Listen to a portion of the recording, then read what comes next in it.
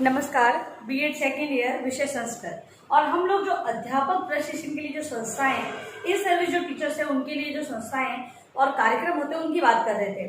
उसके अंतर्गत हम लोगों ने जो कार्यक्रम है उनके बारे में पढ़ा। आज हम लोग देखेंगे कि व्यावसायिक साहित्य किस प्रकार व्यावसायिक साहित्य से सेवारत अध्यापकों को प्रशिक्षित किया जा सकता है। मतलब कि इन सर्विस जो टीचर लग चुके हैं वो व्यावसायिक साहित्य के माध्यम से किस प्रकार नवाचारों से अवगत हो सकते हैं। ठीक है, अब व्यावसायिक साहित्य मतलब शिक्षण क्या है, व्यवसाय के रूप में देखा जा रहा है। अब उससे संबंधित साहित्य जो पत्र पत्रिकाएं वगैरह छपती है, जिनके माध्यम से एक अध्यापकों को और अधिक ज्ञानार्जन होता है। तो अब हम देखेंगे कि सेवारत शिक्षा, इसके अंतर्गत जो व्यावसायिक साहित्य है उसके अंतर्गत क्या किया जाता है। सेवारत अध्यापक शिक्षा, सेवारत अध्यापक शिक्षा, सेवारत अध्यापक शिक्षा का विकास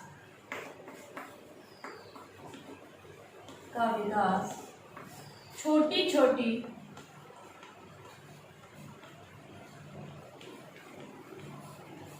छोटी पुस्तिकाओं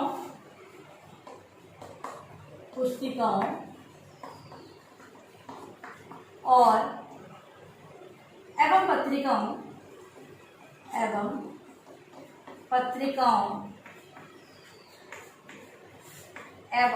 पत्रिकाओं की सहायता से किया जाता है।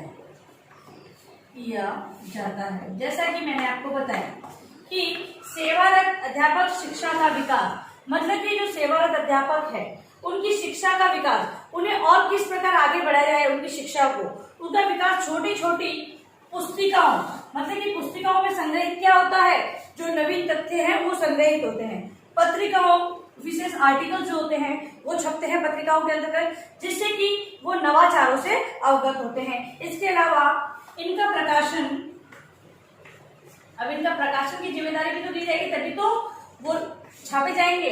भाई अपने अनुसार कौन छापेगा उन पुस्तिकाओं को, तो इसकी जो संबंधित अधिकारी है उसको ये सारा कार्य दिया जाता है। तो इसका प्रकाशन राष्ट्रीय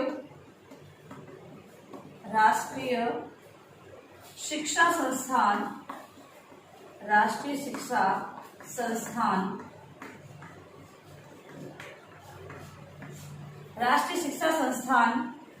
भारत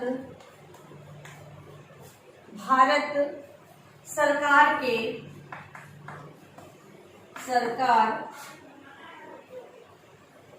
शिक्षा मंत्रालय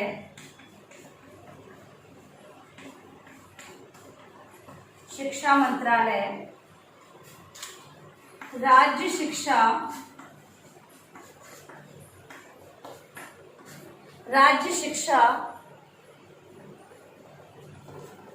के विभिन्न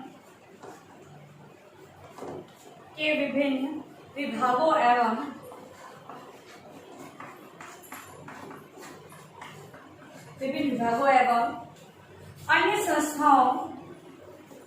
अन्य संस्थाओं द्वारा किया जा रहा है। देखिए, अब इनका इसमें क्या बताया गया है कि जो पत्रिका और ये जो पुस्तिकाएं हैं इनको प्रकाशन कौन कर रहा है, तो राष्ट्रीय शिक्षा संस्थान, भारत सरकार शिक्षा मंत्रालय, राज्य शिक्षा के विभिन्न विभाग और अन्य संस्थाओं द्वारा ये कार्य किया जा रहा है। जैसे कि अगर हम बात करें तो पत्रिकाओं का जो जैसे नई शिक्षा नीति है, एजुकेशन हेराल्ड है, ये सारी क्या है, ये लोग जो संस्था है वो छापती है इनको, उससे संबंधित जो रिसर्च की जाती है, जो पीएचडी धारक है, एमएड धारक है, वो जो रिसर्च करते हैं, वो डेटा कलेक्शन है, वो सारा भी उसके अंदर बताया जाता है, जिससे कि जो अनुसंधान नए नए हो रहे हैं उनसे क्या रिजल्ट मिल रहा है वो सारी जानकारी मिलती है। तो ये सारे संस्थाएं हैं जो कि ये इस प्रकार का कार्य करती है। इसके अलावा हम और बात करेंगे, ये तो थी व्यावसायिक साहित्य के माध्यम से एक शिक्षक को किस प्रकार शिक्षित किया जा सकता है, जो इन सर्विस है। इसके अलावा अल्पकालीन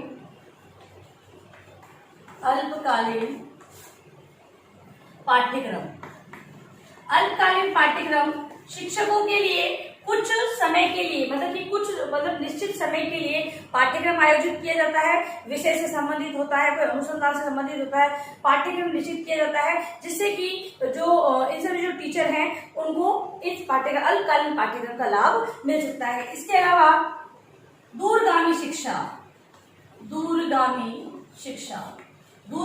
मतलब दूरस्थ शिक्षा की बात की जा रही है यहाँ पर, ठीक है। डिस्टेंस एजुकेशन के माध्यम से भी एक अध्यापक, हम कहें कि संस्कृत शिक्षक है, वो दूरस्थ शिक्षा के द्वारा भी अपनी एजुकेशन को और आगे बढ़ा सकता है, क्योंकि इन सर्विस रहते हुए भी एक अध्यापक ये चाहता है कि मेरा जो शिक्षा का जो कार्य है वो अनवरत चलता रहे। तो दूरगामी शिक्षा के माध्यम से वो शिक्षा ग्रहण कर सकता है। अंतराल पाठ्यक्रम मतलब कि अंतराल पाठ्यक्रम के अंतर्गत अध्यापक है कुछ कोर्स अभी कर ले, कुछ कोर्स कुछ समय के बाद कर ले, तो ऐसे अंतराल से संबंधित पाठ्यक्रम भी होते हैं। एक तो डिग्री होती है 3 साल की डिग्री होती है, 5 साल के अंदर उसको क्लियर करनी होती है। यदि अगर आप 5 साल में उसको पूरा नहीं कर पाते हो तो आपकी पूरी डिग्री लैप्स हो जाती है। लेकिन अंतराल पाठ्यक्रम के अंतर्गत क्या होता है कि जो अध्यापक है वो अपने समय, अब हमारे पास कितना समय है और हम अपनी शिक्षा को कितना समय दे सकते हैं, उसके माध्यम से इस पाठ्यक्रम को ले सकता है या पाठ्यक्रम को पूरा कर सकता है। इसके अलावा है कार्यशालाओं का आयोजन।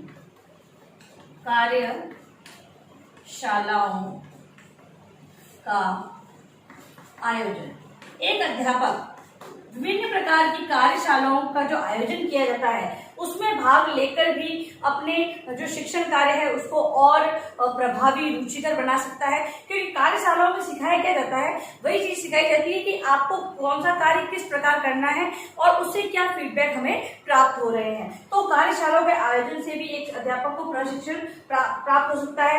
फिर है प्रयोगात्मक कार्य का मतलब है कि जो कार्य समय समय अनुसंधान किए जा रहे हैं उसका रिजल्ट प्राप्त हो रहा है और उसे एनालिसिस निकाला जा रहा है, मतलब कि जो ऑल ऑफ के क्या प्राप्त हुआ है, किस प्रकार की जानकारी हमें मिल रही है, वो सारी जानकारी मिलती है। तो प्रयोगात्मक कार्य भी बहुत सारे होते हैं, हर तरह के शिक्षण के अंदर प्रयोगात्मक कार्य करवाए जाते हैं। तो वो सारे प्रयोगात्मक कार्यों के द्वारा भी एक अध्यापक सीख सकता है। मतलब कि अभी प्रयोगात्मक कार्य करने के लिए क्या करना होगा कि जैसे कि भाई कोई आज की बीएड और पहले की बीएड में बहुत अंतर है, ठीक है। पहले 1 वर्ष की बीएड होती थी, आज 2 वर्ष की है, और आने वाले समय में जो 4 डिग्री कोर्स है उसके अंतर्गत बीएड आएगी, ठीक है। तो अब 1 साल में किस अध्यापक ने जो पढ़ा वो अलग है, 2 साल में वो पढ़ रहा है, अब वो 4 साल में पढ़ेगा, तो उनका पाठ्यक्रम अलग अलग है, ठीक है। अब अगर जो 1 साल की बीएड करा हुआ व्यक्ति है, अध्यापक है, वो यदि अगर 4 डिग्री कोर्स वाले जो बीएड प्रशिक्षण कार्यक्रम है उसके अंतर्गत जाकर किस प्रकार कार्य करवाया जा रहा है, वहां पे प्रयोग द्वारा पढ़ाना कैसे है, किस प्रकार के शिक्षण विधियों को यूज करना है, तो वो नया तरीका है। वो चीजें वो 1 साल की बीएड करा हुआ व्यक्ति अगर 4 साल वाली बीएड महाविद्यालय के अंतर्गत जाकर प्रयोगात्मक रूप से उन चीजों को देखेगा तो उसके प्रशिक्षण के अंतर्गत भी मतलब कि बहुत अच्छा मतलब विकास होगा। या फिर ये कहें कि हम किसी कार्य को एक तो स्वयं देखकर बनाते हैं और एक अगर सपोज कुछ चित्र की बात कर ले तो एक तो देखकर बनाया जाता है और एक किसी चित्र को बनाते हुए देखकर उसके घुमाव के बारे में हम एक नजर से देख लेते हैं। वो क्या प्रयोग है कि भाई हम एक चीज को तो स्वयं देखकर बना रहे हैं और दूसरी चीज है बनाते हुए देख रहे हैं फिर उसको बना रहे हैं। तो ऑब्वियसली बात है कि बनाते हुए जो देखेंगे वो चीज हमारी ज्यादा परफेक्ट होगी। तो यही बात इसमें कि प्रयोगात्मक कार्य, तो अगर प्रशिक्षणार्थी प्रशिक्षण तो ले चुका है क्योंकि इन सर्विस टीचर है, वो इन सर्विस टीचर को यदि अब जो प्रशिक्षण कार्यक्रम चल रहे हैं उनसे अवगत कराया जाए प्रयोग के द्वारा तो उनमें बदलाव आएगा। इसके अलावा शैक्षिक सम्मेलन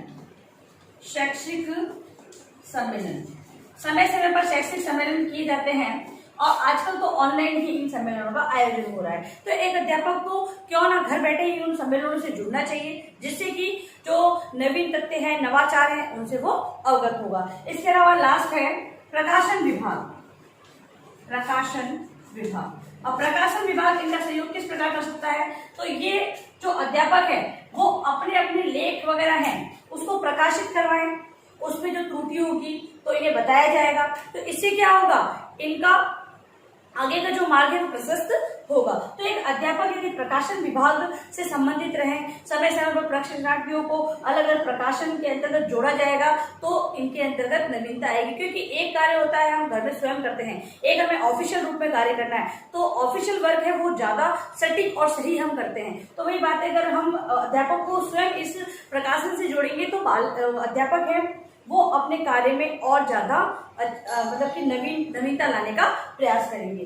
अब ये तो हमारा था जो संस्थाएं और जो कार्यक्रम है जिनको आयोजित कर हम इन सर्विस टीचरों को शिक्षा प्रदान कर सकते हैं। अब है हमारा सेवारत अध्यापक शिक्षा विकास के लिए सुझाव। सेवारत अध्यापक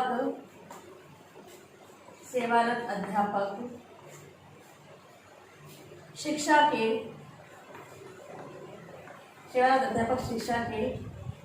विकास के लिए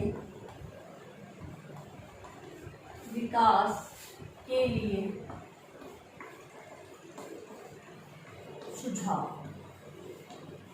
क्या सुझाव हो सकते हैं कि और क्या चीजें हो सकती है? देखो इतनी बातें तो बता दी कि भाई ये कार्यक्रम सरकार कर रही है, सरकार इन कार्यक्रमों का आयोजन कर रही है, इन सर्विस टीचरों के लिए बहुत सारी संस्थाएं हैं जो कार्यरत है। विज्ञान की अलग बताई, अंग्रेजी की अलग है, राज्य संस्थाएं अलग है, राष्ट्रीय स्तर पर, तो सारी संस्थाओं के बारे में हमने बात करी।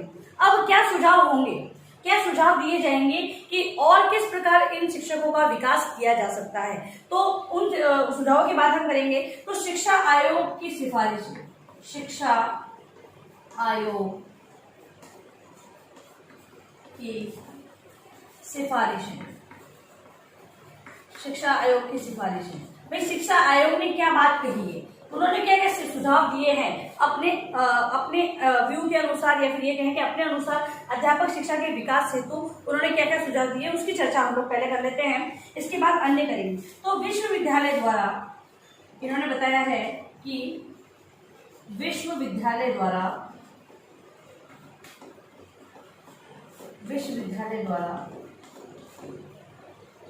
प्रत्येक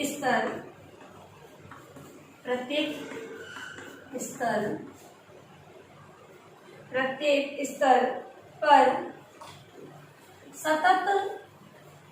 सतत अध्यापक शिक्षा, सतत मतलब लगातार चलने वाली शिक्षा, सतत अध्यापक शिक्षा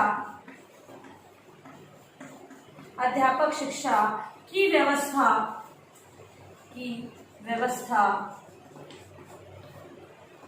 की जानी चाहिए।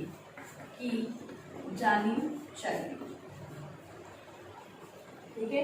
और इन्होंने क्या बताया है कि विश्वविद्यालय क्योंकि यूनिवर्सिटी लेवल पर ये कार्य किया जाएगा अध्यापकों के लिए, सभी यूनिवर्सिटी अपने अपने अनुसार इन कार्यक्रमों का आयोजन करेगी, तो सुझाव भी विश्वविद्यालय स्तर पर ही है। तो विश्वविद्यालय के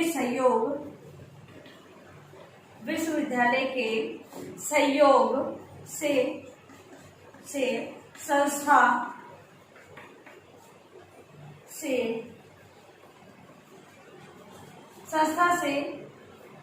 पूर्व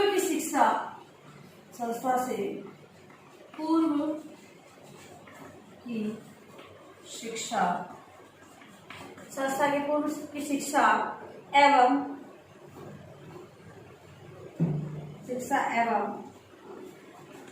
संघ से पूर्व की शिक्षा लंबे पैमाने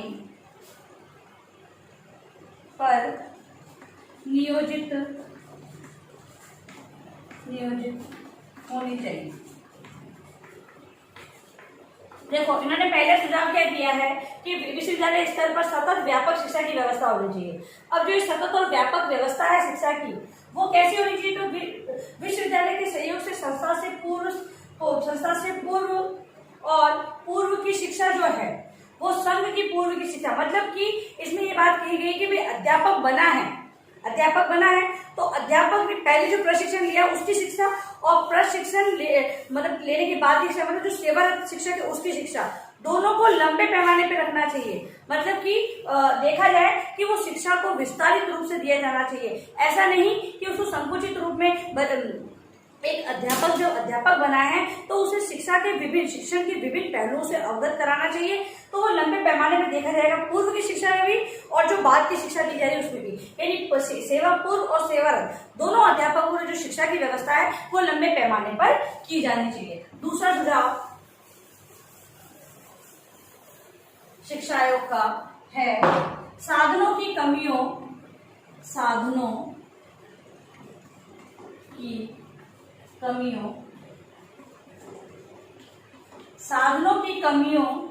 को ध्यान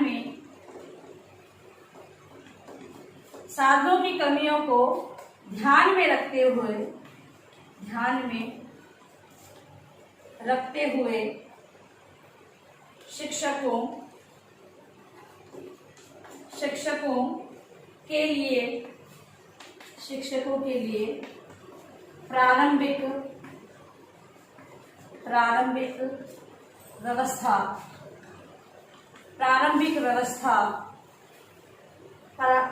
अवस्था से ही प्रशिक्षण की व्यवस्था की जानी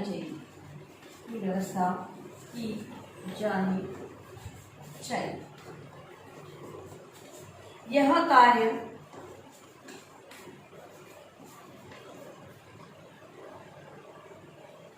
कार्य उनके सेवा काल में ही होना चाहिए। देखिए, इन्होंने दूसरी सिफारिश में ये कहा है कि साधनों की कमियों को ध्यान में रखते हुए, मतलब कि भारत अभी एक विकासशील देश है, इसमें बहुत सारे संसाधन है, उनकी कमी है।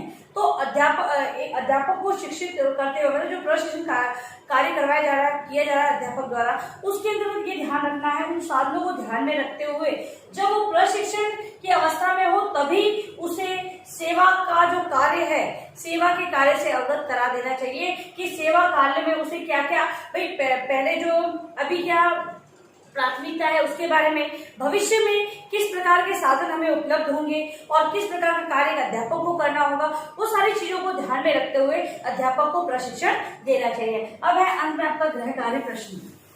गृह कार्य प्रश्न के अंतर्गत हमें जो अध्यापक शिक्षा की विभिन्न संस्थाएं हैं उसी के बारे में आपको बड़ा प्रश्न, निबंधात्मक प्रश्न के रूप में करना है। अभी तक हमने छोटे छोटे टॉपिकों के रूप में इसको पढ़ा, अब आपको बड़े प्रश्न के रूप में करना है। सेवारत अध्यापक शिक्षा की संस्थाएं एवं कार्यक्रमों के बारे में समझाइए।